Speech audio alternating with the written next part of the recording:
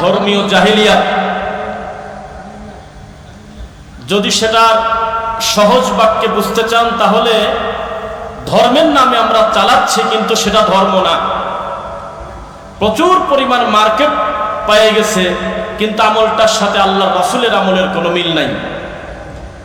আমলটা এত বেশি চর্চিত হয়ে গেছে যে এই আমলটা বাদ দিতে গেলেও মায়ের খেতে হবে, ও আমলটার অতিরিক্ত করতে গেলেও মায়ের খেতে হবে। সমাজের পরিস্থিতি এত কঠিন। আপনাকে আগে একটা জিনিস আমি বলি, এক একজন শিক্ষকের ক্লাসের ধরন এক এক রকম।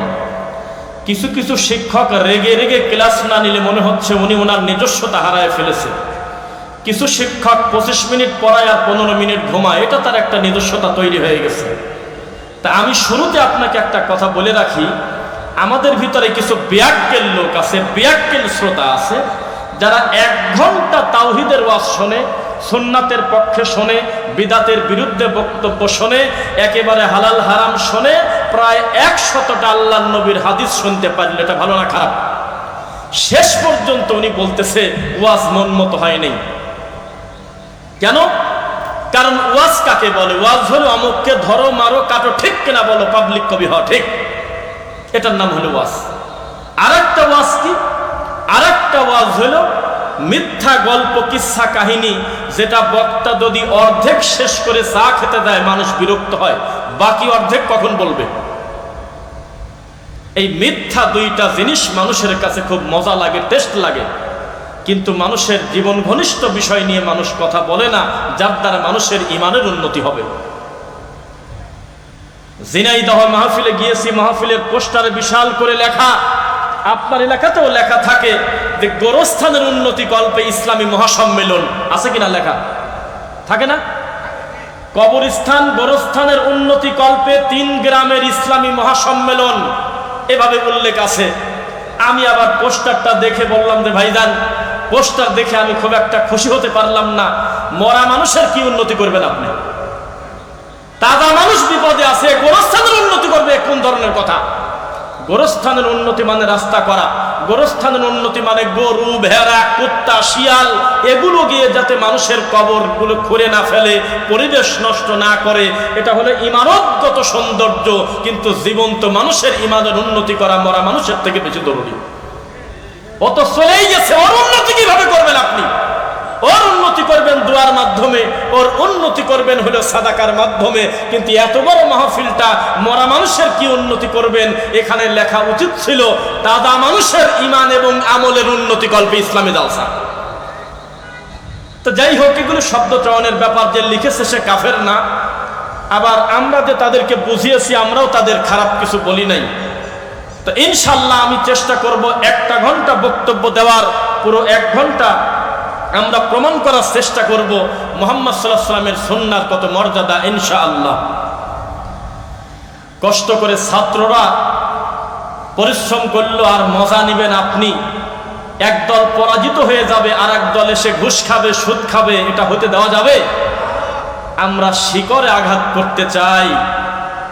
আপনার বিশ্ববিদ্যালয় যেই গতিতে চলছে, এই গতিতে চললে বন্ধ করতে হবে।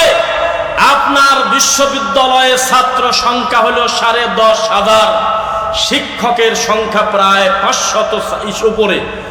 এত শিক্ষক, এত ছাত্র, 10 তলা বিল্ডিং, প্রায় আপনার 50 বিঘা জায়গার উপরে বিশ্ববিদ্যালয়। আপনার সন্তানকে নাচের জন্য 2 ঘন্টা প্রতিদিন ক্লাস হয়, গান শেখানোর জন্য 1 ঘন্টা ক্লাস হয়। আপনার বাচ্চা কবিতা আবৃত্তি করবে কিভাবে, তার একটা সেকশন ভিন্ন করা আছে, কোরআনের বিদ্যা আছে, ডায়াল গবেষণা করতেছে, মাটি গবেষণা করতেছে, কিন্তু 1 ঘন্টা কোরআন শেখানোর মতো টাইম তাদের হাতে নেই। বন্ধ করতে হবে ওই বিশ্ববিদ্যালয়, বন্ধ করতে হবে ওই স্কুল কলেজ, যেই স্কুল কলেজে মুসলমানের বাচ্চা আল্লাহর পরিচয় পায় না, ওটা কোনো শিক্ষা প্রতিষ্ঠানই না, এটা হলো জাহিলিয়াত। এইটার ব্যাপারে বক্তব্য দিতে হবে এখন। এটার নাম হলো শিকড়ে আঘাত করা। বন্যা আসবে তারপরে দৌড়িয়ে পড়বো না, এটাকে ঠেকানোর জন্য আমরা মানুষ হিসেবে চেষ্টা করব। আল্লাহু আলাম। জেনা যখন হয়ে গেছে তখন সবাই বলে মার, এই মার, যে যেমন পারিস মার। একটা চুরি করে ফেলেছে তখন রাস্তায় চলন্ত লোকও একটা জুতা পিটা করে গণধোলাই করে মেরে দিল। এটার নাম সমাধান নয়। হাত কাটার পরিবেশ চালু করতে হবে, বুক পর্যন্ত মাটির নিচে গাড়ে, সাইড থেকে ইট ঢেল পাটকেল মারি মুখ ভেঙে দিতে হবে। এর নাম হলো শিকড়ে আঘাত করা। এটা করতে গেলে মুসলিমকে জাগতে হবে কোরআন এবং সহিহ হাদিসের তলে, অন্য কোনো মতলবে কোনো দিন সম্ভব হবে না।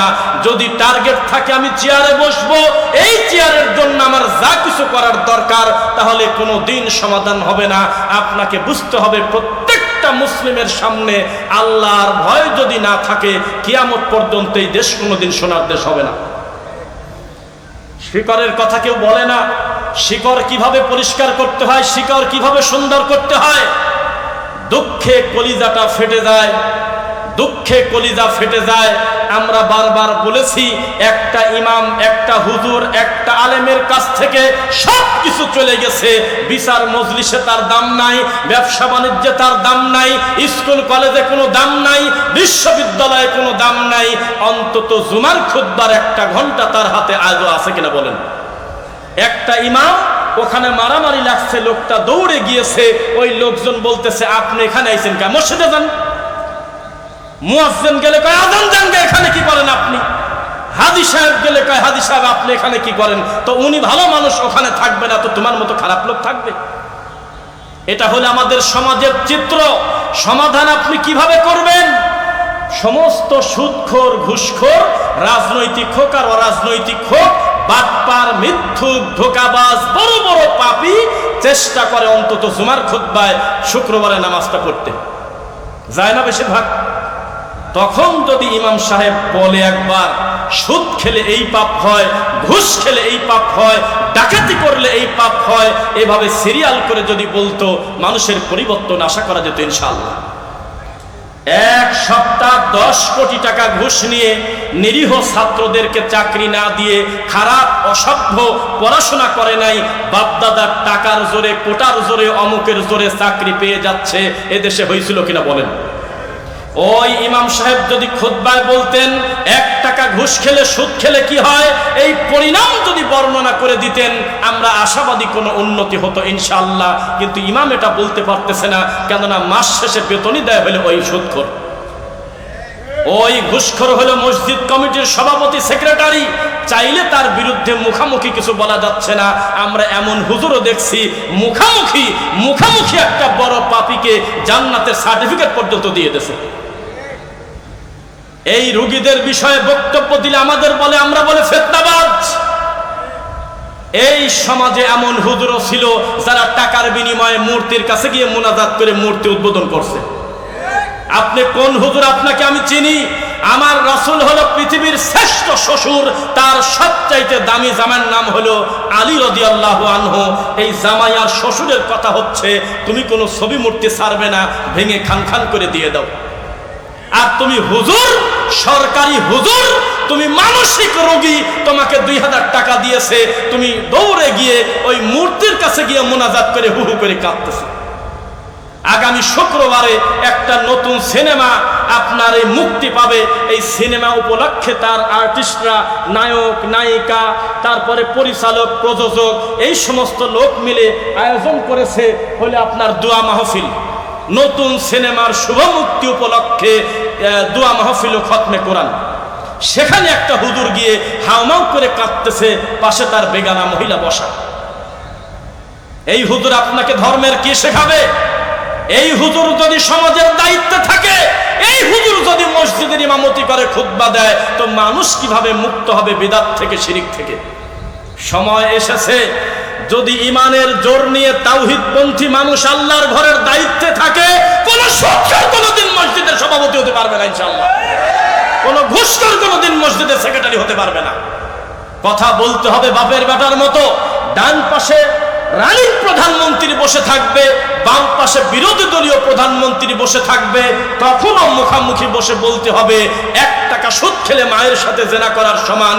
একবার যদি কেউ বেইনসাফ করে 1 টাকা আত্মসাৎ করে, এই আত্মসাৎ করার কারণে বিচারের মাঠে তার কাঁধে সেটা তুলে দেওয়া হবে। আপনি কি আর ওয়াজ খুঁজে পান নাই? একটা দীর্ঘ সময় আপনি রাগ করবেন না, যাদের দ্বারা ইসলামের খেদমত হওয়ার কথা ছিল তারা হয়ে গেছিল সরকারি হুজুর। তাদের টেলিফোন করলেই হালালকে হারাম বানায় দিয়েছে, হারামকে হালাল বানায় দিয়েছে তারা। 2018 সালে বিভিন্ন জায়গায় মূর্তি থাকবে কি থাকবে না এটা নিয়ে একটা ঝামেলা হয়েছিল না, বলেন তো দেখি।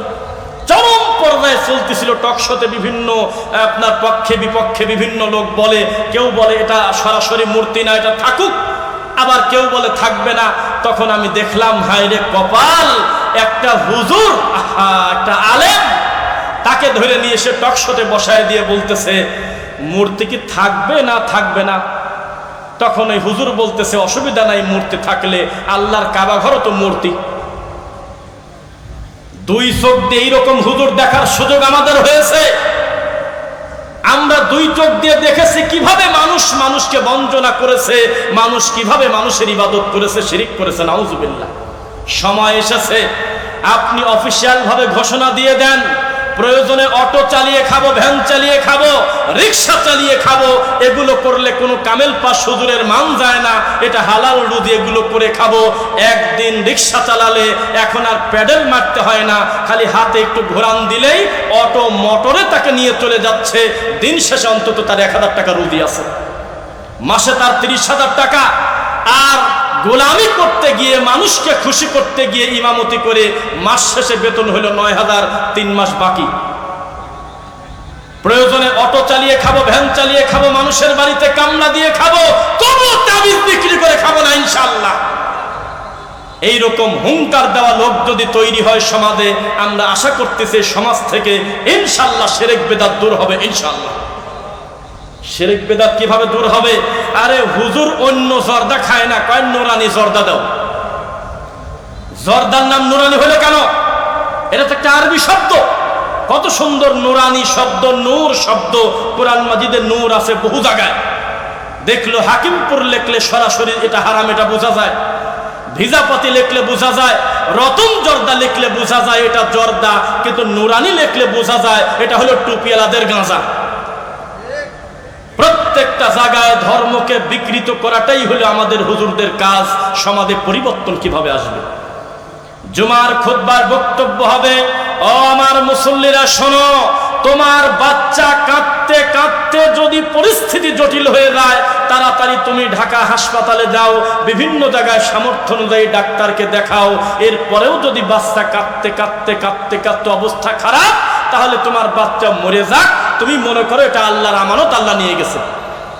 খবরদার তুমি গলায় তাবিজ দিও না।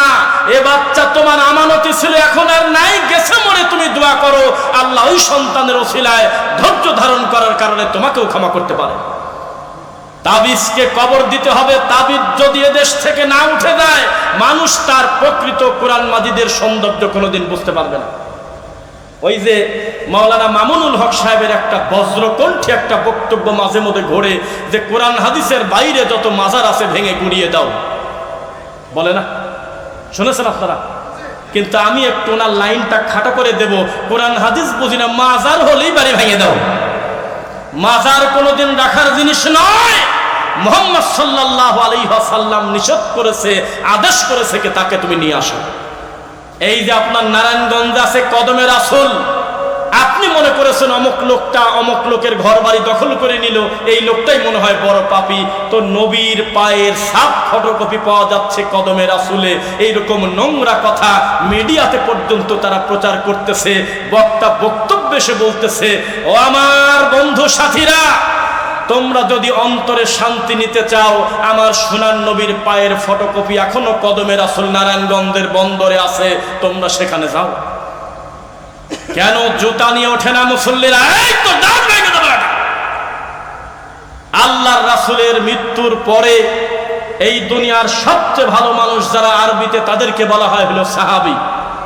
এই সাহাবীরা কোনোদিন এমন ঘটনা ঘটে নাই যে আল্লাহর নবীর কবরের থেকে মাত্র 10 কিলো ফাঁকে অসুস্থ ব্যক্তি দেখতে আসা কষ্ট, এজন্য নবীর একটা পায়ের ছাপ সেখানে আছে, পূজা করা হয়। এই পৃথিবীতে কোনো রেকর্ড নেই।